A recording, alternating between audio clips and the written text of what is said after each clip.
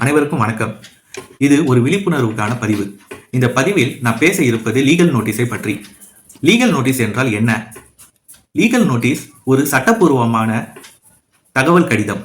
இந்த கடிதம் ஒரு மனுதாரர் தன் புகாரை எதிர் மனுதாரருக்கு எழுத்தில் வடிவில் அனுப்புவதற்கு உதவுகிறது. இது யார் மூலமாக அனுப்ப வேண்டும்? இது எந்த சூழ்நிலைகளில் அனுப்ப வேண்டும்? இது ஒரு வழக்கறிஞர் மூலமாக அனுப்ப வேண்டும். அது உங்கள் சட்ட ரீதியாக உதவுகிறது. இது ஒரு குடும்ப நல பிரச்சனை, சொத்து பிரச்சனை, பணம் சார்ந்த பிரச்சனை, வேலை மற்றும் சேவை பிரச்சனை, நுகர்வோர் ரீதியான பிரச்சனை மற்றும் ஒப்பந்தம் மீறுதல் பிரச்சனை அனைத்துக்கும் லீகல் நோட்டீஸை அனுப்பலாம். இது அனுப்புவதனால் என்ன பயன்? லீகல் நோட்டீஸ் ஒரு வழக்கை நீதிமன்றத்தில் பதிவு செய்வதற்கு முன் இது ஒரு சட்ட ரீதியாக முதன்மை சான்றாக அமைகிறது.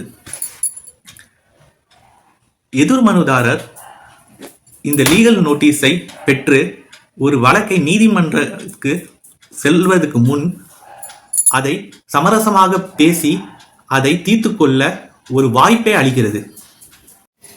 லீகல் நோட்டீஸை அலட்சியப்படுத்தக்கூடாது.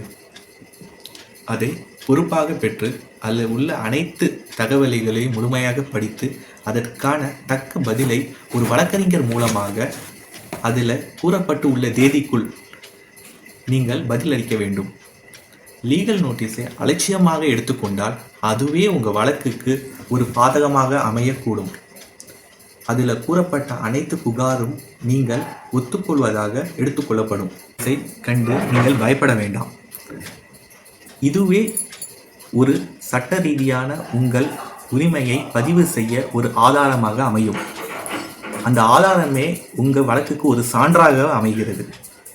மேலும் இது ஒரு சப்போர்ட்டிவாக உங்கள் வழக்குக்கு இருக்கும் என்பது நீங்கள் நினைவில் கொள்ள வேண்டும்.